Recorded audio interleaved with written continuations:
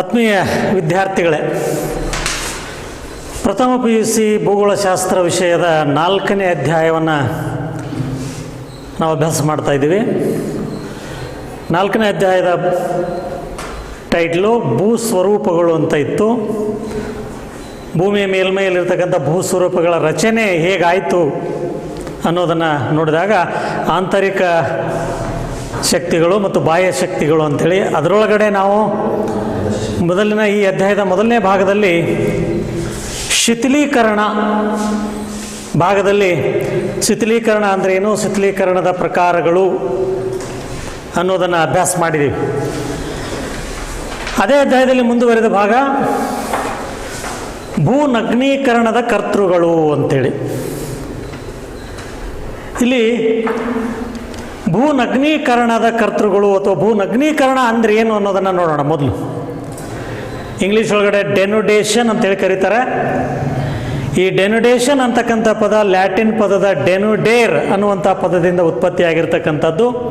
ಅಂದರೆ ಇದು ಭೂ ಮೇಲ್ಭಾಗವನ್ನು ನಗ್ನಗೊಳಿಸು ಅಥವಾ ಸವೆಸು ಅನ್ನುವಂತಹ ಅರ್ಥವನ್ನು ಕೊಡುತ್ತೆ. ಭೂಮಿಯ ಮೇಲ್ಪದರದ ಶಿಲಾಭಾಗವನ್ನು ನಗ್ನಗೊಳಿಸುವ ಅಥವಾ ಸವೆತಕ್ಕೆ ಒಳಪಡಿಸುವ ಕ್ರಿಯೆಯೇ ಭೂನಗ್ನೀಕರಣವಾಗಿದೆ. ಭೂಮಿಯ ಮೇಲ್ಭಾಗವು ಹಲವಾರು ನೈಸರ್ಗಿಕ ಕರ್ತೃಗಳ ಪ್ರಭಾವದಿಂದಾಗಿ ನಿರಂತರವಾಗಿ ಬದಲಾವಣೆಗೊಳ್ಳುತ್ತಾ ಹೋಗುವುದು. ಅವುಗಳೆಂದರೆ ಆಂತರಿಕ ಮತ್ತು ಬಾಹ್ಯ ಶಕ್ತಿಗಳು.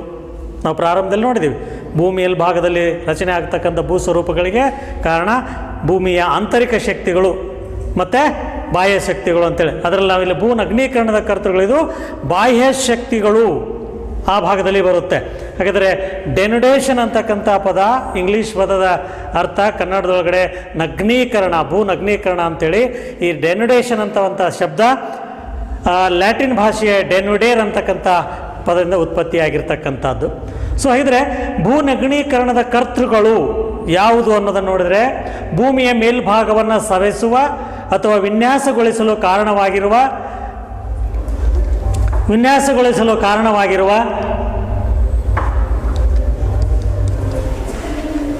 ನೈಸರ್ಗಿಕ ಕರ್ತೃಗಳನ್ನೇ ಭೂನಗ್ನೀಕರಣದ ಕರ್ತೃಗಳೆಂದು ಕರೆಯುತ್ತಾರೆ.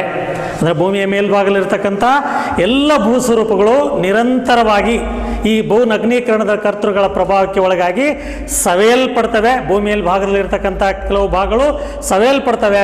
ಸವೆಸಲ್ಪಟ್ಟಂಥ ವಸ್ತುಗಳಿಂದ ಮತ್ತೊಂದು ಕಡೆ ಸಂಚಯನ ಮಾಡಿ ಹೊಸ ಹೊಸ ಭೂ ಸ್ವರೂಪಗಳು ನಿರ್ಮಾಣ ಆಗ್ತಾ ಹೋಗ್ತವೆ. ಅದನ್ನು ನಾವು ಭೂನಗ್ನೀಕರಣ ಆ ಕೆಲಸವನ್ನು ಮಾಡ್ತಕ್ಕಂಥ ಕರ್ತೃಗಳಿಗೆ ಭೂನಗ್ನೀಕರಣದ ನೈಸರ್ಗಿಕ ಕರ್ತೃಗಳು ಅಂತೇಳಿ ಕರಿತೀವಿ. ಅದರಲ್ಲಿ ಮೊದಲನೇದು ನದಿ. ಇದರ ಚಟುವಟಿಕೆಯು ಸಾಮಾನ್ಯವಾಗಿ ನದಿ ವ್ಯೂಹಗಳು ಕಂಡುಬರುವ ಪ್ರದೇಶಗಳಲ್ಲಿ ಪ್ರಧಾನವಾಗಿರುತ್ತೆ. ನದಿ ಎಲ್ಲೆಲ್ಲೆಲ್ಲ ಹರಿಯುತ್ತೆ ಆ ನದಿ ವ್ಯೂಹ ಪ್ರದೇಶದಲ್ಲಿ ಇದು ಪ್ರಧಾನವಾಗಿ ಕಂಡುಬರುತ್ತೆ. ಎರಡನೇ ನಗ್ನೀಕರಣದ ಕರ್ತೃ ಅಂತರ್ಜಲ. ಇದರ ಚಟುವಟಿಕೆ ವಿಶೇಷವಾಗಿ ಸುಣ್ಣದ ಕಲ್ಲಿನ ಪ್ರದೇಶದಲ್ಲಿ ಕಂಡುಬರುತ್ತೆ. ಹಾಗೆ ಮೂರನೇದು ಹಿಮನದಿಗಳು.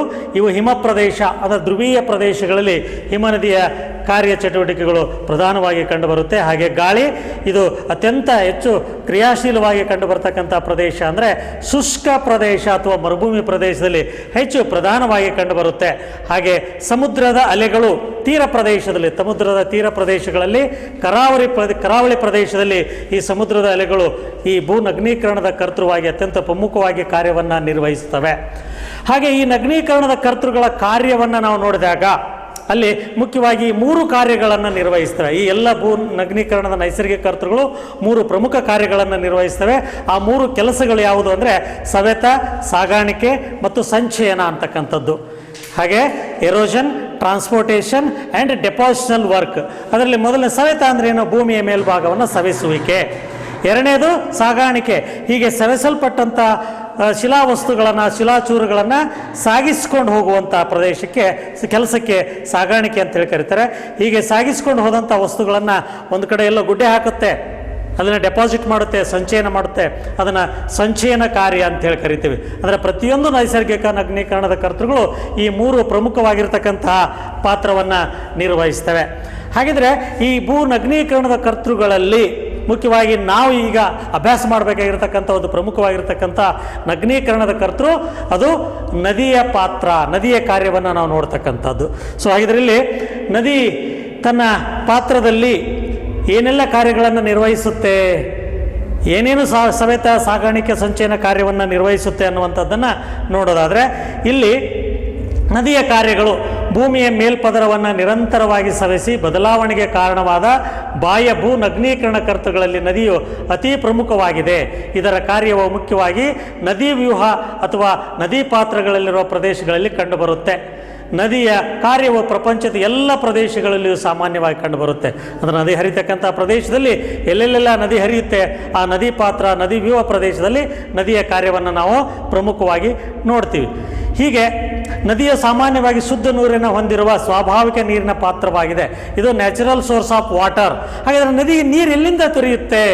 ಯಾವ್ಯಾವ ಮೂಲಗಳಿಂದ ನದಿಗೆ ನೀರು ದೊರೆಯುತ್ತೆ ಅಂದರೆ ಅತ್ಯಂತ ಪ್ರಮುಖವಾಗಿ ಮಳೆಯ ನೀರಿನಿಂದ ಅದಕ್ಕೆ ನೀರು ಪೂರೈಕೆಯಾಗುತ್ತೆ, ಅಂತರ್ಜಲದಿಂದ ನೀರು ಪೂರೈಕೆಯಾಗುತ್ತೆ, ಹಾಗೆ ಹಿಮ ಪ್ರದೇಶದಲ್ಲಿರ್ತಕ್ಕಂಥ ಹಿಮ ಕರಗಿ ಆ ನದಿಗಳಿಗೆ ನೀರಿನ ಪೂರೈಕೆಯಾಗುತ್ತೆ, ಲಭ್ಯ ಆಗುತ್ತೆ.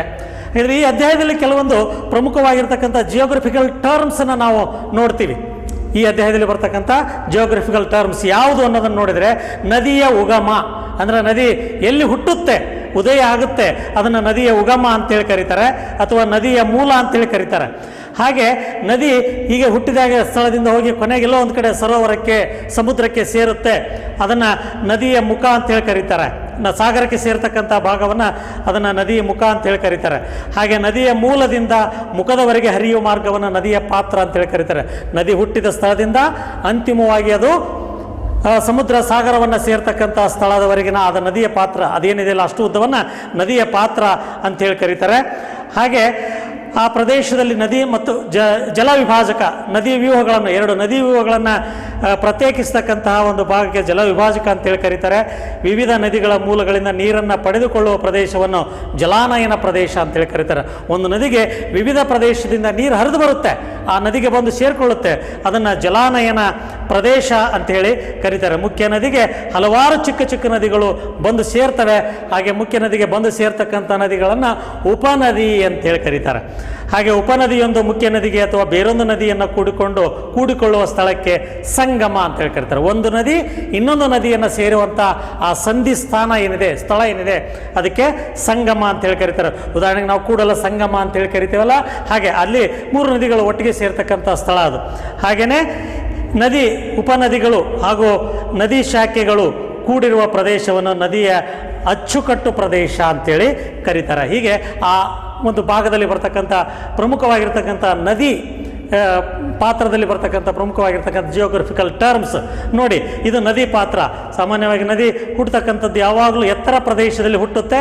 ಎತ್ತರ ಪ್ರದೇಶದಲ್ಲಿ ಹುಟ್ಟಿ ಇಳಿಜಾರನ್ನು ಅನುಸರಿಸಿ ಅದು ಕೊನೆಗೆ ಅಂತಿಮವಾಗಿ ಬಂದು ಸಮುದ್ರ ಅಥವಾ ಸಾಗರವನ್ನು ಸೇರ್ತಕ್ಕಂಥದ್ದು. ಸೊ ಹಾಗಿದ್ರೆ ಇಲ್ಲಿ ಉಗಮ ಸ್ಥಾನದಿಂದ ಇಲ್ಲಿ ನದಿಯ ಮುಖದವರೆಗೆ ನದಿ ಹರಿದು ಬರ್ತಕ್ಕಂಥ ಈ ಪಾತ್ರವನ್ನು ಏನಂತ ಕರಿತೀವಿ ನಾವು?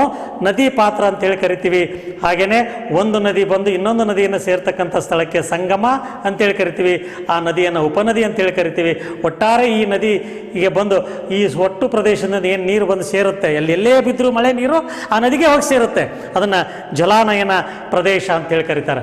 ಹಾಗಿದ್ರೆ ನದಿಯ ಪಾತ್ರ ನದಿಯ ಉಗಮದಿಂದ ಅಂತ್ಯದವರೆಗೆ, ನದಿಯ ಉಗಮದಿಂದ ನದಿಯ ಮುಖ ಏನಿದೆ, ನದಿ ಸಮುದ್ರ ಸಾಗರವನ್ನು ಸೇರ್ತಕ್ಕಂಥ ಭಾಗ ಏನಿದೆ ಅಲ್ಲಿಯವರೆಗೆ ಈ ಒಟ್ಟು ನದಿ ಪಾತ್ರವನ್ನು 3 ಭಾಗಗಳಾಗಿ ವಿಂಗಡಿಸ್ತಾರೆ. ಮೇಲ್ಕಣಿವೆ ಪಾತ್ರ, ಮಧ್ಯ ಕಣಿವೆ ಪಾತ್ರ ಮತ್ತು ಕೆಳಕಣಿವೆ ಪಾತ್ರ ಅಂತೇಳಿ ಕರೀತಾರೆ. ಅಥವಾ ಮೇಲಿನ ಪಾತ್ರ, ಮಧ್ಯ ಪಾತ್ರ, ಕೆಳಗಿನ ಪಾತ್ರ ಅಂತೇಳಿ ಕರೀತಾರೆ. ಅಥವಾ ಬಾಲ್ಯಾವಸ್ಥೆ, ಹಾಗೆ ಯೌವನಾವಸ್ಥೆ ಅಥವಾ ವೃದ್ಧಾಪ್ಯ ಅಂಥೇಳಿ ಅದನ್ನು ಬೇರೆ ಬೇರೆ ಹೆಸರುಗಳಿಂದ 3 ಹೆಸರುಗಳಿಂದ ಕರೀತಾರೆ. ಹಾಗಿದ್ರಲ್ಲಿ ಮೇಲಿನ ಪಾತ್ರ ಅಂದರೆ ನದಿ ಮೂಲದ ಸಮೀಪದಲ್ಲಿದ್ದು ಸಾಮಾನ್ಯವಾಗಿ ಪರ್ವತಮಯ ಪ್ರದೇಶದಲ್ಲಿ ಕಂಡುಬರುತ್ತದೆ. ನದಿಯು ಬಹಳ ಕಡಿದಾದ ಇಳಿಜಾರಿನಲ್ಲಿ ಅತಿ ವೇಗದೊಂದಿಗೆ ಹರಿಯುವುದರೊಂದಿಗೆ ಇಲ್ಲಿ ಸವೆತದ ಕಾರ್ಯವು ಪ್ರಧಾನವಾಗಿರುತ್ತೆ. ಈ ಹಂತದ ನದಿಯ ಪಾತ್ರವನ್ನು ಬಾಲ್ಯಾವಸ್ಥೆ ಅಥವಾ ಮೇಲ್ಕಣಿವೆ ಪಾತ್ರ ಅಂತೇಳಿ ಕರೀತಾರೆ. ಎರಡನೇದು ಮಧ್ಯಪಾತ್ರ. ನದಿಯು ಪ್ರಸ್ಥಭೂಮಿ, ಆ ಪರ್ವತವನ್ನು ಬಿಟ್ಟು ಮೈದಾನವನ್ನು ಅಥವಾ ಪ್ರಸ್ಥಭೂಮಿಯನ್ನು ಸೇರುವಂಥ ಸ್ಥಳದಿಂದ ಅದಕ್ಕೆ ಏನಂತ ಕರೀತಾರೆ? ಯೌವನಾವಸ್ಥೆ ಅಥವಾ ಮಧ್ಯಕಣಿವೆ ಪಾತ್ರ ಅಂತೇಳಿ ಕರೀತಾರೆ. ಈ ಹಂತದಲ್ಲಿ ಸಾಗಾಣಿಕೆ ಕಾರ್ಯ ಪ್ರಧಾನವಾಗಿರುತ್ತೆ. ಹಾಗೆ ಮೂರನೇದು ಕೆಳಗಿನ ಪಾತ್ರ, ಅಂದರೆ ನದಿ ಕೊನೆ ಹಂತ ಸಮುದ್ರ ಸಾಗರವನ್ನು ಸೇರ್ತಕ್ಕಂಥ ಹಂತ ಏನಿದೆ ಅದಕ್ಕೆ ಕೆಳಗಿನ ಪಾತ್ರ ಅಥವಾ ವೃದ್ಧಾಪ್ಯ ಅಂತೇಳಿ ಕರೀತಾರೆ. ಈ ಭಾಗದಲ್ಲಿ ಅದಕ್ಕೆ ಸಂಚಯನ ಕಾರ್ಯ ಪ್ರಮುಖವಾಗಿರುತ್ತೆ. ಆ ಒಂದು ನದಿ ಪಾತ್ರದಲ್ಲಿ ಬರ್ತಕ್ಕಂಥ ಈ 3 ಹಂತಗಳನ್ನು ನಾವು ಈ ಚಿತ್ರದೊಳಗಡೆ ನೋಡ್ಬೋದು. ಇದು ಮೊದಲನೇ ಹಂತ ಮೇಲ್ಕಣಿವೆ ಪಾತ್ರ, ಎರಡನೇದು ಮಧ್ಯ ಕಣಿವೆ ಪಾತ್ರ, ಮೂರನೇದು ಕೆಳ ಪಾತ್ರ ಅಂತೇಳಿ. ಹಾಗಾಗಿ ಇಲ್ಲಿ ಸವೆತ, ಸಾಗಾಣಿಕೆ, ಸಂಚಯನ ಈ 3 ಕೆಲಸಗಳನ್ನು ಅದು ನಿರ್ವಹಿಸುತ್ತೆ.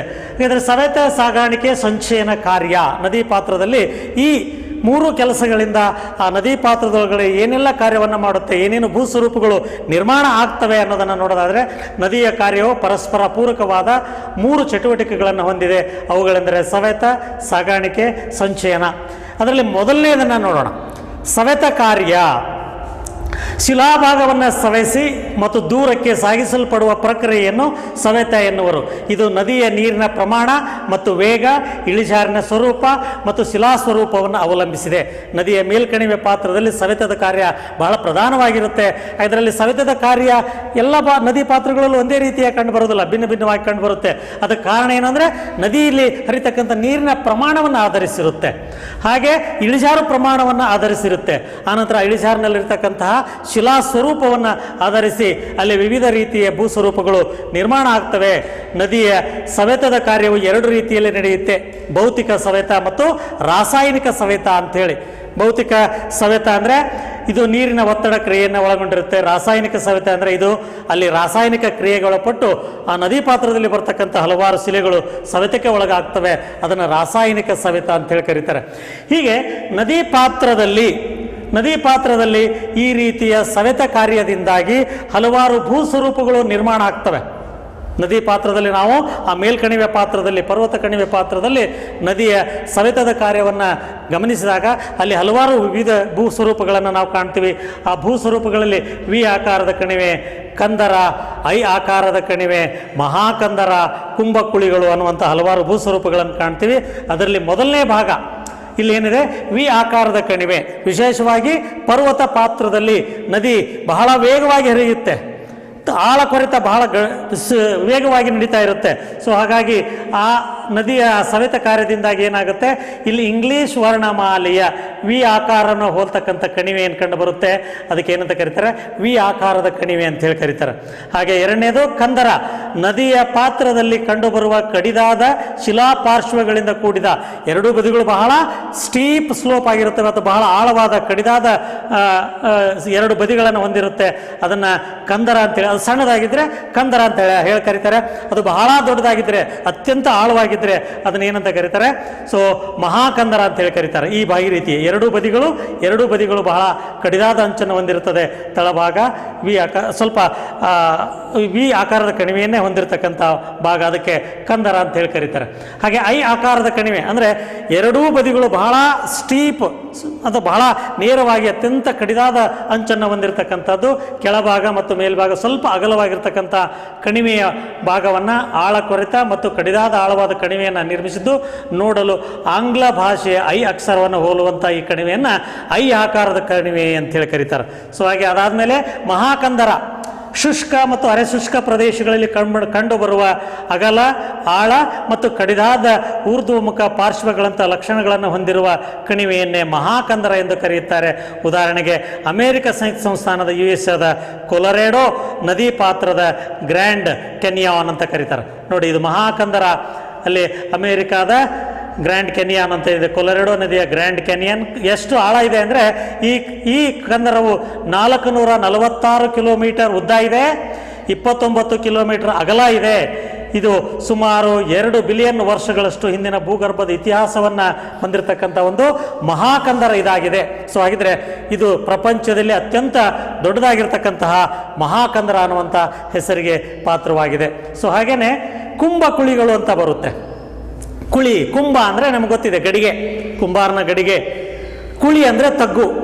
ಅಂದರೆ ನದಿ ಪಾತ್ರದೊಳಗಡೆ ನದಿಯ ನೀರಿನ ಹರಿವಿನ ಜೊತೆಗೆ ಕೆಲವೊಂದು ಸುಳಿಗಳು ನಿರ್ಮಾಣ ಆಗಿರ್ತವೆ. ನಮ್ಗೆ ಗೊತ್ತಿದೆ, ನೀರಿನ ಸುಳಿ ಅಂತ ಹೇಳಿ ಕರಿತೀವಿ. ಕೆಳಭಾಗದ ಶಿಲಾ ಭಾಗದ ಮೇಲೆ ಕೆಲವೊಂದು ಕಡೆ ಕುಳಿ ಅಂದರೆ ಸುಳಿಗಳು ನಿರ್ಮಾಣ ಆಗ್ತವೆ. ಆ ನೀರಿನ ಸುಳಿಯ ಜೊತೆಗೆ ಶಿಲಾಚೂರುಗಳು ಇರ್ತವೆ. ಕಲ್ಲು ಗುಂಡುಗಳಿರ್ತವೆ. ಆ ಕಲ್ಲು ಗುಂಡುಗಳು ಕೂಡ ನೀರಿನ ಸುಳಿಯ ಜೊತೆಗೆ ಸುತ್ತುತ್ತಾ ಇರ್ತವೆ. ಆ ಸುತ್ತುವ ಕ್ರಿಯೆಯಿಂದಾಗಿ ತಳಭಾಗದಲ್ಲಿ ಏನಾಗುತ್ತೆ, ಆಳ ಸವಿಸ್ತಾ ಹೋಗುತ್ತೆ. ಹೀಗೆ ಆಳವಾದ ಒಂದು ಕುಂಭದ ಆಕಾರದ, ಗಡಿಗೆ ಆಕಾರದ ಕುಳಿಗಳು ನಿರ್ಮಾಣ ಆಗ್ತವೆ.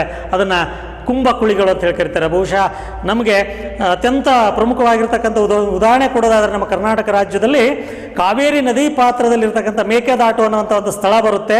ಆ ಸ್ಥಳದಲ್ಲಿ, ಮೇಕೆದಾಟು ಸ್ಥಳದಲ್ಲಿ ಕಾವೇರಿ ನದಿ ಪಾತ್ರದೊಳಗಡೆ ಇಂಥ ಹಲವಾರು ಕುಂಭ ಕುಳಿಗಳನ್ನು ನಾವು ಕಾಣ್ತಾ ಇದ್ದೀವಿ. ಸೊ ಅದನ್ನು ಕುಂಭ ಕುಳಿಗಳು ಅಂತ ಹೇಳಿ ಕರೀತಾರೆ. ಹಾಗೆ ಜಲಪಾತಗಳು ನೋಡಿ, ನದಿ ಪಾತ್ರದಲ್ಲಿ ಕಠಿಣ ಶಿಲಾಪದರು ಮತ್ತು ಮೃದು ಶಿಲಾಪದರು ಇರ್ತಕ್ಕಂಥ ಪ್ರದೇಶದಲ್ಲಿ ಕಠಿಣ ಶಿಲಾಪದರು ನಿಧಾನಕ್ಕೆ ಸವೆದ್ರೆ, ಮೃದುವಾಗಿರ್ತಕ್ಕಂಥ ಶಿಲಾಪದರು ಬಹಳ ಬೇಗನೆ ಸವೆತಕ್ಕೆ ಒಳಗಾಗಿ ಏನಾಗುತ್ತೆ, ಹೋಗಿಬಿಡುತ್ತೆ. ಸೊ ಹಾಗಾಗಿ ಆ ಮೃದು ಶಿಲಾಪದರು ಸವಕಳಿ ಹೊಂದಿ ಹೋದಾದ್ಮೇಲೆ ಅಲ್ಲಿ ಆಳವಾದಂಥ ಒಂದು ತಗ್ಗು ನಿರ್ಮಾಣ ಆಗುತ್ತೆ. ಅಲ್ಲಿ ನೀರೇನಾಗುತ್ತೆ, ನದಿ ಒಮ್ಮಿಂದೊಮ್ಮೆಲೆ ನೀರು ಮೇಲಿಂದ ಧುಮುಕುತ್ತೆ. ನದಿ ಪಾತ್ರದಲ್ಲಿ ಅತಿ ಎತ್ತರವಾದ ಪ್ರದೇಶದಿಂದ ಅಪಾರ ಪ್ರಮಾಣದ ನೀರು ಧುಮುಕಿ ನಿರ್ಮಾಣ ಮಾಡುವ ಭೂ ಸಾದೃಶ್ಯಗಳನ್ನೇ ಜಲಪಾತಗಳೆನ್ನುವರು. ಇವು ನದಿ ಹರಿಯುವ ಮಾರ್ಗದಲ್ಲಿ ಕಠಿಣ ಮತ್ತು ಶಿಲಾಪದರುಗಳು ಕಂಡುಬರುವುದರಿಂದ ನಿರ್ಮಾಣವಾಗುತ್ತವೆ. ಮೃದು ಶಿಲಾಪದರುಗಳು ಬಹಳ ಬೇಗ ಸವೆತಕ್ಕೆ ಒಳಪಟ್ಟರೆ, ಕಠಿಣ ಶಿಲೆಗಳು ನಿಧಾನಕ್ಕೆ ಸವೆತಕ್ಕೆ ಒಳಪಡುವುದಿಲ್ಲ. ಆದ್ದರಿಂದ ಅಪಾರ ಪ್ರಮಾಣದ ನೀರು ಅತಿ ಎತ್ತರದಿಂದ ಧುಮುಕಿ ಜಲಪಾತಗಳನ್ನು ಉಂಟು ಮಾಡ್ತವೆ. ನಮಗೆ ಕರ್ನಾಟಕ ರಾಜ್ಯದಲ್ಲಿ ಅತ್ಯಂತ ಜಗತ್ಪ್ರಸಿದ್ಧವಾಗಿರ್ತಕ್ಕಂಥ ಒಂದು ಜಲಪಾತ ನಿಮಗೆಲ್ಲರೂ ಗೊತ್ತಿದೆ, ಶರಾವತಿ ನದಿ ಪಾತ್ರದಲ್ಲಿರ್ತಕ್ಕಂಥ ಜೋಗ ಜಲಪಾತ. ಹಾಗೆ ವೆನಿಜುವಾಲಾದ ಏಂಜಲ್ ಜಲಪಾತ, ಉತ್ತರ ಅಮೇರಿಕಾದ ನಯಾಗಾರ್ ಜಲಪಾತ, ಹಾಗೆ ಜಿಂಬಾಬ್ವೆ ಮತ್ತು ಜಾಂಬಿಯಾಗಳಲ್ಲಿರ್ತಕ್ಕಂಥ ವಿಕ್ಟೋರಿಯಾ ಜಲಪಾತಗಳು ಪ್ರಪಂಚದಲ್ಲಿ ಅತ್ಯಂತ ಪ್ರಸಿದ್ಧವಾಗಿರ್ತಕ್ಕಂಥ ಜೋಗ ಜಲಪಾತ. ಬಹಳ ಕರ್ನಾಟಕದ ಅತ್ಯಂತ ರಮಣೀಯ ಸ್ಥಳ. ವಿಶೇಷವಾಗಿ ಮಳೆಗಾಲದಲ್ಲಿ ಆ ಒಂದು ಜಲಪಾತವನ್ನು ನೋಡೋದೇ ಬಹಳ ಖುಷಿ ಅಂತ. ಹಾಗೆ ಏಂಜಲ್ ಮತ್ತು ನಯಾಗಾರ್ ಜಲಪಾತಗಳು ಪ್ರಪಂಚದಲ್ಲಿ ಅತ್ಯಂತ ಹೆಸರುವಾಸಿಯಾಗಿರ್ತಕ್ಕಂಥ ಜಲಪಾತಗಳು. ಇನ್ನು ನದಿ ಅಪಹರಣ ಅಂತ ಬರುತ್ತೆ. ನದಿಯ ಮೂಲ ಭಾಗದಲ್ಲಿ ಎತ್ತರ ಪ್ರದೇಶದಲ್ಲಿ ಒಂದೇ ಸ್ಥಳದಲ್ಲಿ ವಿರುದ್ಧ ದಿಕ್ಕಿನಲ್ಲಿ ಎರಡು ನದಿಗಳು ಉಗಮ ಹೊಂದಿರ್ತವೆ. ಆದರೆ ಆ ನದಿಗಳ ಸವೆತದ ಕ್ರಿಯೆ ಮಾತ್ರ ಭಿನ್ನವಾಗಿರುತ್ತೆ. ಹಾಗೆ ಆ ನದಿಯ ಮೂಲ ಭಾಗದಲ್ಲಿ ಅದರ ಹಿಮ್ಮುಖ ಸವೆತ ಪರಿಣಾಮವಾಗಿ ನದಿಯ ಅಪಹರಣ ಉಂಟಾಗುತ್ತದೆ. ಯಾವಾಗ ನದಿಯ ಉಗಮ ಸ್ಥಾನವನ್ನು ಬೇರೊಂದು ಮುಖ್ಯ ಹಾಗೂ ಪ್ರಬಲ ನದಿಯೊಂದು ಆಕ್ರಮಿಸಿಕೊಳ್ಳುವುದೋ ಅದನ್ನೇ ನದಿಯ ಅಪಹರಣ ಎನ್ನುತ್ತವೆ. ಉದಾಹರಣೆಗೆ ಟಿಸ್ತಾ ನದಿ, ಇದು ಹಿಂದೆ ಗಂಗಾ ನದಿಯ ಉಪನದಿಯಾಗಿತ್ತು, ಆದರೆ ಈಗ ಇದು ಬ್ರಹ್ಮಪುತ್ರ ನದಿಗೆ ಉಪನದಿಯಾಗಿದೆ. ನೋಡಿ, ಇಲ್ಲಿ ಮೇಲ್ಕಣಿವೆ ಪಾತ್ರದಲ್ಲಿ ಮೊದಲು ಏನಾಗುತ್ತೆ, ಇದು ಒಂದು ನದಿ ಇನ್ನೊಂದು ಕಡೆ ಹರಿಯುತ್ತೆ, ಮತ್ತೊಂದು ನದಿ ಮತ್ತೊಂದು ಕಡೆ ಹರಿತಾ ಇರುತ್ತೆ. ಅವಾಗ ಏನಾಗುತ್ತೆ, ಈ ನದಿ ಏನಿದೆ ಇದರ ಸವೆತ ಕ್ರಿಯೆ ಬಹಳ ವೇಗವಾಗಿದ್ದು ಇನ್ನೊಂದು ನದಿಯ ಮೂಲವನ್ನು ತಲುಪಿದಾಗ ಆ ನದಿ ಕೂಡ ಇನ್ನೊಂದು ನದಿ, ಮುಂದಿನ ನದಿ, ಈ ಪ್ರಬಲವಾಗಿರ್ತಕ್ಕಂಥ ನದಿ ಜೊತೆಗೆ ಸೇರ್ಕೊಂಡ್ಬಿಡುತ್ತೆ. ಹಾಗಾಗಿ ಈ ಪ್ರಧಾನವಾಗಿರ್ತಕ್ಕಂಥ ನದಿ ಇನ್ನೊಂದು ನದಿಯನ್ನು ಅಪಹರಿಸಿತು. ಹಾಗಾಗಿ ಅದನ್ನು ನದಿಯ ಅಪಹರಣ ಅಂತ ಹೇಳಿ ಕರೀತಾರೆ. ಇದು ಸವೆತದ ಕ್ರಿಯೆಯಿಂದ ಉಂಟಾಗ್ತಕ್ಕಂಥ ಪ್ರಮುಖವಾಗಿರ್ತಕ್ಕಂಥ ಭೂ ಸ್ವರೂಪಗಳು ಯಾವುದು? ವಿ ಆಕಾರದ ಕಣಿವೆ, ಐ ಆಕಾರದ ಕಣಿವೆ, ಕಂದರ, ಮಹಾಕಂದರ, ನದಿ ಅಪಹರಣ, ಕುಂಭಕುಳಿಗಳು ಅಂತಕ್ಕಂಥ ಏನು ಹಲವಾರು ಭೂ ಸ್ವರೂಪಗಳಿದ್ದಾವೆ, ಸವೆತದ ಕಾರ್ಯದಿಂದ ನಿರ್ಮಾಣ ಆಗ್ತವೆ. ಹಾಗೆ ಸಾಗಾಣಿಕೆ ಕಾರ್ಯ. ಹೀಗೆ ನದಿ ಸವೆತ ಕಾರ್ಯದಿಂದ ಸವೆಯಲ್ಪಟ್ಟಂತಹ ಮೂಲ ಶಿಲೆಯ ಶಿಲಾಭಾಗಗಳು, ಶಿಲಾಚೂರುಗಳು, ಅವುಗಳನ್ನು ನೀರು ತನ್ನ ಜೊತೆಗೆ ಸಾಗಿಸ್ಕೊಂಡು ಹೋಗುತ್ತೆ. ಅದನ್ನು ಸಾಗಿಸ್ಕೊಂಡು ಹೋಗ್ತಕ್ಕಂಥ ಆ ಶಿಲಾವಸ್ತುಗಳನ್ನು, ಶಿಲಾಚೂರುಗಳನ್ನು ನದಿಯ ಭಾರ ಅಂತೇಳಿ ಕರೀತಾರೆ. ಹಾಗಿದ್ರೆ ಆ ಸಾಗಿಸ್ಕೊಂಡು ಹೋಗ್ತಕ್ಕಂಥ ವಸ್ತುಗಳ ಪ್ರಮಾಣ, ಆ ನದಿಯ ನೀರಿನ ರಭಸ, ಇಳಿಜಾರು ಪ್ರಮಾಣವನ್ನು ಆಧರಿಸಿ ಭಿನ್ನವಾಗಿರುತ್ತೆ. ಹಾಗೆ ಆ ನದಿಯ ಸಾಗಾಣಿಕೆ ಕಾರ್ಯದಿಂದ ಅತಿ ಪ್ರಮುಖವಾಗಿ ಭೂ ಸ್ವರೂಪಗಳೆಂದರೆ ಮೆಕ್ಕಲು ಬೀಸಣಿಕೆ ಮತ್ತು ಮೆಕ್ಕಲು ಶಂಖಾಕೃತಿ ಆಕಾರದ ಸ್ವರೂಪಗಳು ಕಂಡುಬರ್ತವೆ. ನದಿ ಉಗಮ ಸ್ಥಳದಿಂದ ಪರ್ವತ ಪ್ರದೇಶವನ್ನು ಬಿಟ್ಟು ಮೈದಾನವನ್ನು ಅಥವಾ ಪ್ರಸ್ಥಭೂಮಿಯನ್ನು ತಲುಪುವ ಸ್ಥಳಕ್ಕೆ ಏನಾಗುತ್ತೆ, ತಾನು ಸಾಗಿಸ್ಕೊಂಡು ಬಂದಿರತಕ್ಕಂಥ ಶಿಲಾಚೂರುಗಳನ್ನು, ಗುಂಡು ಕಲ್ಲುಗಳನ್ನು ಆ ಪರ್ವತದ ತಳಭಾಗದಲ್ಲಿ ಸಂಚಯಿಸುವುದರಿಂದ ಉಂಟಾಗತಕ್ಕಂಥ ಈ ಬೀಸಣಿಕೆ ಆಕಾರದ ಭೂ ಸ್ವರೂಪಕ್ಕೆ ಅದಕ್ಕೆ ಏನಂತ ಕರೀತಾರೆ, ಮೆಕ್ಕಲು ಬೀಸಣಿಕೆ ಅಂತೇಳಿ ಕರೀತಾರೆ. ಹಾಗೆ ಮೆಕ್ಕಲು ಶಂಖಗಳು, ನದಿಯಿಂದ ಕೊರೆದು ಸಾಗಿಸಿ ತರುವ ವಸ್ತುಗಳು ಮೆಕ್ಕಲು ಮಣ್ಣು ಪ್ರಸ್ಥಭೂಮಿಯಾಗುವ ಪಾದ ಬೆಟ್ಟಗಳಲ್ಲಿ ಹರಡಿ ಸಂಚಯನಗೊಂಡು ಶಂಖಾಕೃತಿಯಲ್ಲಿ ನಿರ್ಮಾಣಗೊಳ್ಳುತ್ತವೆ. ಇವುಗಳನ್ನೇ ಮೆಕ್ಕಲು ಶಂಖುಗಳೆಂದು ಕರೆಯುತ್ತಾರೆ. ಇದು ಶಂಖುವಿನ ಆಕಾರವನ್ನು ಹೊಂದಿರತಕ್ಕಂಥ ಒಂದು ಚಿತ್ರವನ್ನು ನೋಡ್ತೀವಿ. ಇದು ಮೆಕ್ಕಲು ಶಂಖುಗಳು ಅಂತೇಳಿ ಕರೀತಾರೆ. ಇದನ್ನು ಮೆಕ್ಕಲು ಬೀಸಣಿಕೆ ಅಂತೇಳಿ ಕರೀತಾರೆ. ಇದು ಸಾಗಾಣಿಕೆ ಕಾರ್ಯದಿಂದ ಕಂಡು ಬರತಕ್ಕಂಥ ಸ್ವರೂಪಗಳು.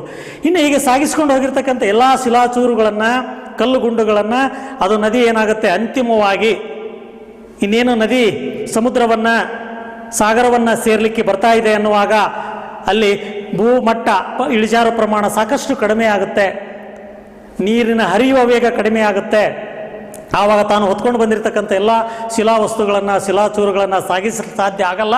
ಆವಾಗ ಆ ನದಿ ಪಾತ್ರದಲ್ಲಿ ಅಲ್ಲಲ್ಲೇ ಆ ವಸ್ತುಗಳನ್ನು ಬಿಟ್ಟು ಹೋಗ್ತಕ್ಕಂಥ ಕ್ರಿಯೆಯನ್ನು ಸಂಚಯನ ಕ್ರಿಯೆ ಅಂತ ಕರೀತಾರೆ, ಸಂಚಯನ ಕಾರ್ಯ ಅಂತೇಳಿ ಕರೀತಾರೆ. ಈ ಸಂಚಯನ ಕಾರ್ಯದಲ್ಲಿ ಹಾಗಿದ್ರೆ ಹಲವಾರು ಭೂಸ್ವರೂಪಗಳು ನಿರ್ಮಾಣ ಆಗ್ತವೆ. ಅಂತಹ ಭೂಸ್ವರೂಪಗಳಲ್ಲಿ ನದಿ ತಿರುವುಗಳು, ಶೃಂಗ ಸರೋವರಗಳು, ಪ್ರವಾಹ ಮೈದಾನಗಳು, ಸ್ವಾಭಾವಿಕ ದಡಕಟ್ಟೆ, ನದಿ ಶಾಖೆಗಳು, ಮುಖಜ ಭೂಮಿ, ಅಳಿವೆ ಅಂತಕ್ಕಂಥ ಹಲವಾರು ಭೂಸ್ವರೂಪಗಳನ್ನು ನಾವು ಕಾಣ್ತೀವಿ. ಆ ನದಿಯ ಸಂಚಯನ ಕಾರ್ಯದಿಂದ ಉಂಟಾಗ್ತಕ್ಕಂಥ ಮೊದಲನೇ ಭೂಸ್ವರೂಪ ನದಿಯ ತಿರುವುಗಳು ಅಂಥೇಳಿ. ಅಂದರೆ ನದಿಯ ಕೆಳಪಾತ್ರದ ಮಾರ್ಗದಲ್ಲಿ ಅತ್ಯಲ್ಪ ತಡೆ, ಸ್ವಲ್ಪ ತಡೆ ಉಂಟಾದರೂ ಕೂಡ ಅದನ್ನು ತಳ್ಳಿಕೊಂಡು ಹೋಗ್ತಕ್ಕಂಥ ಸಾಮರ್ಥ್ಯ ನದಿಗೆ ಇರಲ್ಲ. ಆವಾಗ ನದಿ ಏನಾಗುತ್ತೆ, ಬಳಸಿಕೊಂಡು ಅಂಕುಡೊಂಕಾಗಿ ಹರಿಲಿಕ್ಕೆ ಪ್ರಾರಂಭ ಮಾಡುತ್ತೆ. ಆ ತಿರುವುಗಳನ್ನೇ ನದಿ ತಿರುವು ಅಂತ ಹೇಳಿ ಕರೀತಾರೆ. ನೋಡಿ, ಇಲ್ಲಿ ನದಿ ಅಂಕುಡೊಂಕಾಗಿ ಹರಿತಕ್ಕಂಥ ಈ ಭಾಗವನ್ನು ನಾವು ಕಾಣ್ತೀವಲ್ಲ, ಸೊ ಇದು ನದಿಯ ತಿರುವು ಅಂತ ಹೇಳಿ ಕರೀತಾರೆ. ಹಾಗೆ ಶೃಂಗ ಸರೋವರಗಳು ಮುಂದುವರಿದು ಈ ನದಿಯ ಕಣಿವೆಯಲ್ಲಿ ಸಂಚಯನ ಮತ್ತು ಸವೆತ ಕಾರ್ಯಗಳೆರಡು ಏಕಕಾಲದಲ್ಲಿ ಸಂಭವಿಸುವುದರಿಂದ ಶೃಂಗ ಸರೋವರಗಳು ಪರಿಣಾಮವಾಗಿ ಅತಿಯಾಗಿ ನದಿಯ ತಿರುವುಗಳು ನಿರ್ಮಾಣವಾಗುತ್ತವೆ. ಆ ನದಿಯ ತಿರುವುಗಳೇ ಮುಂದುವರಿದು ನದಿಯ ಸವೆತದ ಕಾರ್ಯದಿಂದಾಗಿ ಏನಾಗುತ್ತೆ, ಇಲ್ಲಿ ನದಿಯ ತಿರುವುಗಳಿದ್ದಾವೆ. ಈ ನದಿಯ ತಿರುವುಗಳ ಎರಡು ಅಂಚುಗಳು ಒಟ್ಟಿಗೆ ಸೇರ್ತಾ ಹೋದ ಹಾಗೆ ಕೊನೆಗೆ ಏನಾಗುತ್ತೆ, ಆ ನದಿಯ ತಿರುವು ಸಪರೇಟ್ ಆಗಿ ಅದಕ್ಕೆ ಒಂದು ಸರೋವರದ ಆಕಾರದಲ್ಲಿ ನಿರ್ಮಾಣ ಆಗುತ್ತೆ. ನದಿ ಮತ್ತೆ ನೇರವಾಗಿ ಹರಿಲಿಕ್ಕೆ ಪ್ರಾರಂಭ ಆಗುತ್ತೆ. ಆ ಸವೆತ ಕ್ರಿಯೆಯಿಂದ ಉಂಟಾಗಿರ್ತಕ್ಕಂಥ ಅಥವಾ ಸಂಚಯನ ಕ್ರಿಯೆಯಿಂದ ಉಂಟಾಗಿರ್ತಕ್ಕಂಥ ಈ ಭಾಗವನ್ನು ನದಿಯ ಶೃಂಗ ಸರೋವರ ಅಂತ ಹೇಳಿ ಕರೀತಾರೆ. ಹಾಗೆ ಪ್ರವಾಹ ಮೈದಾನ ಮತ್ತೊಂದು. ಸಾಮಾನ್ಯವಾಗಿ ಮಳೆಗಾಲದಲ್ಲಿ ಬೀಳ್ತಕ್ಕಂಥ ಮಳೆಯ ನದಿಗೆ ಹರಿದು ಬರ್ತಕ್ಕಂಥ ನೀರಿನ ಪ್ರಮಾಣ ಬಹಳಷ್ಟು ಇರುತ್ತೆ. ಆವಾಗ ಸಾಮಾನ್ಯವಾಗಿ ನದಿ ತನ್ನ ಪಾತ್ರವನ್ನು ಮೀರಿ ಎರಡೂ ಇಕ್ಕೆಲಗಳಲ್ಲಿ, ಎರಡೂ ಪ್ರದೇಶಗಳಲ್ಲಿ ಹರಿದು ಬರುತ್ತೆ. ಆ ನದಿ ಹರಿಯುವಾಗ ತೆಗೆದುಕೊಂಡು ಬಂದಿರತಕ್ಕಂಥ ಮಣ್ಣಿನ ಕಣಗಳನ್ನು, ಶಿಲಾಚೂರುಗಳನ್ನು ತನ್ನ ಎರಡೂ ಪ್ರದೇಶಗಳಲ್ಲಿ, ಇಕ್ಕೆಲಗಳಲ್ಲಿ ಸಂಚಯನ ಮಾಡುತ್ತೆ. ವಿಸ್ತಾರವಾಗಿರ್ತಕ್ಕಂಥ ಪ್ರದೇಶದಲ್ಲಿ ಈ ಆಕಾರವನ್ನು ನೋಡಿ, ನಾವು ಇಲ್ಲಿ ಚಿತ್ರವನ್ನು ನೋಡಿದಾಗ ಗೊತ್ತಾಗುತ್ತೆ ಆ ಪ್ರದೇಶ ಈ ಪೂರ್ಣ ಪ್ರಮಾಣವನ್ನು ನದಿಯ ಮೈದಾನ ಅಂತೇಳಿ ಕರೀತಾರೆ. ಹರಿಯುವಾಗ ನೀರು ನದಿಯ ದಡಗಳನ್ನು ದಾಟಿ ಸುತ್ತಲಿನ ಪ್ರದೇಶದಲ್ಲೂ ಹರಿಯುತ್ತೆ. ನೀರು ತನ್ನೊಡನೆ ಸಾಗಿಸುತ್ತಿರುವ ಹೂಳು ಮತ್ತು ಇತರೆ ವಸ್ತುಗಳೆಲ್ಲವನ್ನು ಆ ಎರಡು ದಂಡೆಗಳಿಂದ ಆಚೆ ಸಂಚಯನ ಮಾಡುತ್ತೆ. ಆ ಸಂಚಯನ ಕ್ರಿಯೆಯಿಂದ ಉಂಟಾದಂಥ ಪ್ರದೇಶವನ್ನು ಪ್ರವಾಹ ಮೈದಾನ ಅಂತೇಳಿ ಕರೀತಾರೆ. ಆನಂತರ ಮತ್ತೊಂದು ಸ್ವಾಭಾವಿಕ ದಡೆಕಟ್ಟೆ. ನೋಡಿ, ಪ್ರವಾಹದ ಸಂದರ್ಭದಲ್ಲಿ ನದಿಯ ನೀರು ತನ್ನ ಪಾತ್ರದ ಎರಡೂ ದಡಗಳನ್ನು ದಾಟಿ ತನ್ನೊಡನೆ ಸಾಗಿಸಿ ತಂದ ಶಿಲಾವಸ್ತುಗಳನ್ನು ದಡಗಳುದ್ದಕ್ಕೂ ಸಂಚಯಿಸುತ್ತದೆ. ಇಲ್ಲಿ ಪ್ರವಾಹ ಮೈದಾನಕ್ಕಿಂತ ನದಿಯ ದಡಗಳು ಹೆಚ್ಚಿನ ಎತ್ತರವನ್ನು ಹೊಂದಿರುತ್ತವೆ. ಗೋಡೆಯಂತೆ ಎತ್ತರವಾಗಿರುವ ಈ ಸ್ವರೂಪವನ್ನೇ ಸ್ವಾಭಾವಿಕ ದಡೆಕಟ್ಟೆ. ನೋಡಿ, ಇಲ್ಲಿ ನದಿ ಸಾಮಾನ್ಯ ಪಾತ್ರ, ಇದು ಪ್ರವಾಹಕ್ಕಿಂತ ಮೇಲ್ಮಟ್ಟಕ್ಕೆ. ಹಾಗೆ ಈ ಎರಡು ಬದಿ ಇದೆಯಲ್ಲ ನೋಡಿ, ಆ ನದಿಯ ಪ್ರವಾಹ ಮೈದಾನಕ್ಕಿಂತ ಈ ಎರಡು ಭಾಗಗಳು ಎತ್ತರವಾಗಿದೆ. ಅದನ್ನು ಸ್ವಾಭಾವಿಕ ದಡಕಟ್ಟೆ ಅಂತೇಳಿ ಕರೀತಾರೆ. ಹಾಗೆ ನದಿ ಶಾಖೆಗಳು. ನದಿಯು ಸಮುದ್ರ ಅಥವಾ ಸಾಗರವನ್ನು ಸಮೀಪಿಸುತ್ತಿದ್ದಂತೆ ಇಳಿಜಾರು ಕಡಿಮೆ ಆಗುತ್ತೆ. ಇನ್ನೇನು ಸಮುದ್ರ ಸೇರ್ಲಿಕ್ಕೆ ಬರ್ತಾ ಇದೆ ಅಂದಾಗ ಬಹುತೇಕ ಇಳಿಜಾರು ಪ್ರಮಾಣ ಕಡಿಮೆಯಾಗಿ ಸಮತಟ್ಟಾದ ಪ್ರದೇಶ ಇರುತ್ತೆ. ಆವಾಗ ಹಲವಾರು ಉಪನದಿಗಳು ಬಂದು ಅದಕ್ಕೆ ಸೇರಲ್ಪಡುವುದರಿಂದ ನೀರಿನ ಪ್ರಮಾಣ ಹೆಚ್ಚಾಗುತ್ತೆ. ಇದರಿಂದ ಮುಖ್ಯ ನದಿಯ ಹಲವಾರು ಕವಲುಗಳಾಗಿ ಒಡೆಯಲು ಪ್ರಾರಂಭಿಸುತ್ತಾ ಹೋಗುತ್ತದೆ. ಇವುಗಳನ್ನೇ ನದಿಯ ಶಾಖೆಗಳು ಅಂತೇಳಿ ಕರೀತಾರೆ. ಅಲ್ಲೇನಾಗುತ್ತೆ, ನದಿ ಸಮುದ್ರವನ್ನು ಸೇರುವಾಗ ಒಂದೇ ಕವಲಾಗಿ ಹರಿಯಲ್ಲ, ಹಲವಾರು ಕವಲುಗಳಾಗಿ ಅಲ್ಲೇನಾಗುತ್ತೆ, ಸಮುದ್ರವನ್ನು ಸೇರಲಿಕ್ಕೆ ಹೋಗುತ್ತೆ. ಅದೊಡ್ಡಿ ಇವೆಲ್ಲ ಕವಲುಗಳು ನದಿ ಸಮುದ್ರವನ್ನು ಸೇರುವಾಗ ಹಲವಾರು ಕವಲುಗಳಾಗಿ ಸಮುದ್ರವನ್ನು ಸೇರುತ್ತೆ. ಇದನ್ನೇ ನದಿಯ ಶಾಖೆಗಳು ಅಂತೇಳಿ ಕರೀತಾರೆ, ನದಿಯ ಶಾಖೆಗಳು ಅಂತೇಳಿ. ಹಾಗೆ ಮುಖಜ ಮರುಭೂಮಿ ಅಂದರೆ ನದಿ ಅಂತಿಮವಾಗಿ ಸಮುದ್ರವನ್ನು ಸೇರುವಾಗ ತನ್ನೆಲ್ಲ ಸಾಗಿಸಿಕೊಂಡು ಬಂದಂಥ ವಸ್ತುಗಳೆಲ್ಲವನ್ನು ಅಂತಿಮವಾಗಿ ಆ ನದಿ ಮುಖಜ ಭೂಮಿಯಲ್ಲಿ ಸಂಚಯನ ಮಾಡುತ್ತೆ. ಆ ಸಂಚಯನ ಕ್ರಿಯೆಯಿಂದ ಉಂಟಾದಂಥ ಭೂಮಿಯನ್ನು, ಪ್ರದೇಶವನ್ನು ನದಿಯ ಮುಖಜ ಭೂಮಿ ಎಂದು ಕರೆಯುತ್ತಾರೆ. ಈ ನದಿಯ ಮುಖಜ ಭೂಮಿ ಸಾಮಾನ್ಯ ಮುಖಜ ಭೂಮಿ ಅಂದರೆ ತ್ರಿಕೋನಾಕಾರದಲ್ಲಿರುತ್ತೆ. ಸಾಮಾನ್ಯ ಮುಖಜ ಭೂಮಿ ಹೀಗೆ ತ್ರಿಕೋನಾಕಾರದಲ್ಲಿರುತ್ತೆ. ಇನ್ನು ಅದು ಸಾಮಾನ್ಯವಾಗಿ ನಮ್ಮ ಭಾರತ ದೇಶದ ಗಂಗಾ ನದಿಯ ಮುಖಜ ಭೂಮಿ ಸುಂದರ ವನ ಅಂತೇಳಿ ಕರೀತಾರೆ. ಸುಂದರ್ ವನ್ ಫಾರೆಸ್ಟ್ ಅಂತ ಅಲ್ಲಿ ವಿಶೇಷವಾಗಿ ಬೆಳೆಯತಕ್ಕಂಥ ಒಂದು ಅರಣ್ಯ ಪ್ರದೇಶ, ಸುಂದರಿ ಎನ್ನುವಂಥ ಮರ ಬೆಳೆಯುತ್ತೆ. ಆ ಕಾರಣದಿಂದಾಗಿ ಅದನ್ನು ಸುಂದರ ವನ ಅಂದರು, ಅದನ್ನು ಸುಂದರ್ ಬನ್ ಫಾರೆಸ್ಟ್ ಅಂತ ಹೇಳಿ ಕರೆದ್ರು. ಅದು ಸುಂದರ ಬನ ಮುಖಜ ಭೂಮಿ, ಗಂಗಾ ಮತ್ತು ಬ್ರಹ್ಮಪುತ್ರ ನದಿ ಬಂಗಾಳ ಕೊಲ್ಲಿಯನ್ನು ಸೇರ್ತಕ್ಕಂಥ ಭಾಗ. ಇದು ಪ್ರಪಂಚದಲ್ಲಿ ಅತಿ ದೊಡ್ಡದಾಗಿರ್ತಕ್ಕಂಥ ಮುಖಜ ಭೂಮಿಯಾಗಿದೆ. ಇನ್ನೊಂದು ಪಕ್ಷಿ ಪಾದಾಕಾರದ ಮುಖಜ ಭೂಮಿ ಅಂತೇಳಿ ಕರೀತಾರೆ. ಇಲ್ಲಿ ನೋಡಿ, ಈ ಭಾಗದಲ್ಲಿ ಆ ಪಕ್ಷಿಯ ಪಾದ ಏನಿದೆ, ಬೆರಳುಗಳೇನಿದಾವೆ ಆ ಆಕಾರದಲ್ಲಿ ಕವಲು ಕವಲಾಗಿ ಸಮುದ್ರವನ್ನು ಸೇರ್ತಕ್ಕಂಥ ಭಾಗ, ಆ ರೀತಿಯ ಮುಖಜ ಭೂಮಿಯನ್ನು ಪಕ್ಷಿ ಪಾದಾಕಾರದ ಮುಖಜ ಭೂಮಿ ಅಂತೇಳಿ ಕರೀತಾರೆ. ಉದಾಹರಣೆಗೆ ಮಿಸಿಸಿಪ್ಪಿ ಮತ್ತು ಮಿಸ್ಸೂರಿ ನದಿ ಮುಖಜ ಭೂಮಿ, ಅಮೇರಿಕ ಸಂಸ್ಥಾನದಲ್ಲಿ ಮಿಸಿಸಿಪ್ಪಿ ಮತ್ತು ಮಿಸ್ಸೂರಿ ನದಿ ಮುಖಜ ಭೂಮಿಗಳಿವೆ, ಅಲ್ಲಿ ಕಂಡುಬರುತ್ತೆ. ಇನ್ನು ಅದನ್ನು ಬಿಟ್ಟರೆ ಕೊನೆಯದಾಗಿ ನದಿಯ ಸಂಚಯನ ಕಾರ್ಯದಿಂದ ಉಂಟಾಗ್ತಕ್ಕಂಥ ಮತ್ತೊಂದು ಭೂಸ್ವರೂಪ ಅಂದರೆ ಅಳಿವೆ. ಅಳಿವೆಗಳು ನದಿಯ ಮುಖಜ ಭಾಗದಲ್ಲಿ ಅತಿ ಕಿರಿದಾದ ಲಕ್ಷಣಗಳಿಂದ ಕೂಡಿದ್ದು ಉಬ್ಬರವಿಳಿತಗಳ ಪರಿಣಾಮವಾಗಿ ನಿರ್ಮಾಣಗೊಂಡು ಕ್ರಮೇಣ ವಿಸ್ತಾರವಾಗುತ್ತಾ ಹೋಗುತ್ತವೆ. ಅಳಿವೆಗಳಲ್ಲಿ ನದಿಯ ನೀರು ಸಮುದ್ರದ ನೀರಿನೊಡನೆ ಮಿಶ್ರಣಗೊಳ್ಳುತ್ತದೆ. ಉದಾಹರಣೆಗೆ ನರ್ಮದಾ ನದಿ ಅಳಿವೆ, ಕಾಳಿ ನದಿ ಅಳಿವೆ, ನೇತ್ರಾವತಿ ನದಿ ಅಳಿವೆ ಇತ್ಯಾದಿ ನಮ್ಮ ಕರ್ನಾಟಕ ರಾಜ್ಯದಲ್ಲಿ ಹರಿತಕ್ಕಂಥ ಪ್ರಮುಖ ನದಿಗಳಾಗಿರ್ತವೆ. ಸೊ ಹಾಗೆ ಈ ನದಿ ಪಾತ್ರದಲ್ಲಿ ನಾವೇನು ಇಲ್ಲಿವರೆಗೆ ನೋಡಿದ್ವಿ, ನಗ್ನೀಕರಣದ ಭಾಗದಲ್ಲಿ ಹಲವಾರು ನಗ್ನೀಕರಣದ ಕರ್ತೃಗಳಿದ್ದಾವೆ. ಆ ನಗ್ನೀಕರಣದ ಕರ್ತೃಗಳಲ್ಲಿ ನದಿ, ಹಿಮನದಿ, ಗಾಳಿ, ಸಮುದ್ರದ ಎಲೆಗಳು, ಅಂತರ್ಜಲ ಇವೆಲ್ಲವುಗಳು ಕೂಡ ಪ್ರಮುಖವಾಗಿರ್ತಕ್ಕಂಥದ್ದು ನಗ್ನೀಕರಣದ ಕರ್ತೃಗಳಾಗಿ ಭೂಮಿಯ ಮೇಲ್ಭಾಗದಲ್ಲಿರ್ತಕ್ಕಂಥ ಮೇಲ್ಭಾಗಗಳನ್ನು ಸವೆಸಲ್ಪಡ್ತವೆ. ಸವೆಸದಂಥ ವಸ್ತುಗಳನ್ನು ಸಾಗಿಸ್ತವೆ. ಸಾಗಿಸಿದಂಥ ವಸ್ತುಗಳನ್ನು ಅಂತಿಮವಾಗಿ ಸಂಚಯನ ಮಾಡ್ತವೆ. ಇದನ್ನು ನಗ್ನೀಕರಣ ಕಾರ್ಯ ಅಂತೇಳಿ ಕರೀತಾರೆ.